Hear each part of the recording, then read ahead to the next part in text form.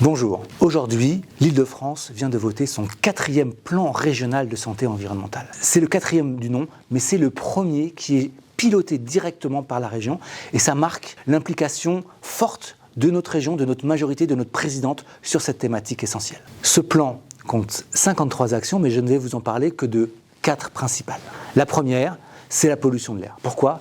Tout simplement parce que la pollution de l'air, c'est la première cause de mortalité liée à l'environnement dans le monde, en France et aussi dans notre région. Alors nous avons voté un plan très important d'action contre la pollution de l'air, mais on continue avec des nouvelles actions qui sont dans ce PRSE. La deuxième, c'est la lutte contre le bruit. Pourquoi ? Là encore, parce que le bruit est la deuxième cause de morbidité après la pollution de l'air. Et là encore, on est en train de préparer un plan d'action très important sur ce thème. La troisième, c'est la lutte contre les perturbateurs endocriniens. Tout un ensemble de molécules qu'on trouve dans les pesticides, les plastiques, les produits chimiques en général, qui peuvent causer plein de problèmes, des cancers, des troubles de la fertilité. La liste est malheureusement très longue. Vous savez peut-être, la région Île-de-France est la première à avoir signé la charte des territoires sans perturbateurs endocriniens. Nous menons tout un ensemble d'actions qu'on va donc encore renforcer.